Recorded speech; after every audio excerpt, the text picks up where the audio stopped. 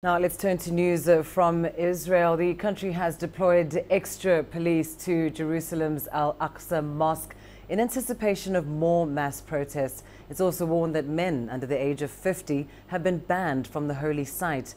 On Thursday, thousands of worshippers surged to the mosque after Israel removed the controversial metal detectors. They then clashed with police and dozens of people were hurt.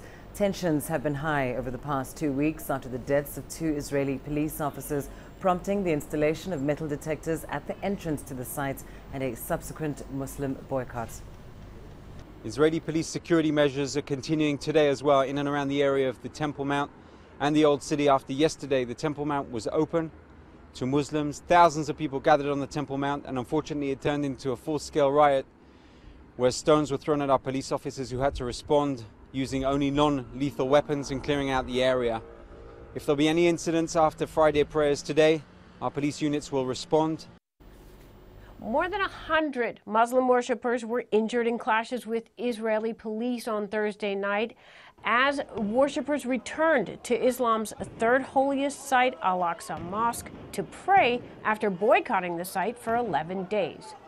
According to those at the scene of the violence broke out when worshippers by the thousand came to Al-Aqsa Mosque to pray, and say Israeli police, some of them began pelting rocks at the security forces, the Israeli security forces at the site.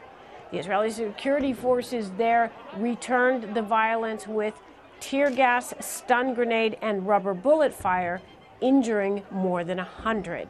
The mosque boycott started after Israel erected metal screening devices, metal detectors, at the Al-Aqsa Mosque compound, and that was after 2 Israeli police officers were shot dead by Arab assailants in the vicinity, assailants that were operating from inside the compound area. Muslim worshippers saying they would not subject themselves to screenings, instead prayed on the streets leading up to the mosque for 11 days. On Tuesday and Wednesday, Israel's government decided to dismantle those screening devices. Thursday was the first day that worshippers returned to Al-Aqsa Mosque to pray. Ahead of Friday prayers in Jerusalem, where predicted thousands or tens of thousands of worshippers will come to Al-Aqsa Mosque to pray, Israel's security forces are warning that any violence on the part of worshippers will be met with force. Stephanie Fried, CGTN, Tel Aviv.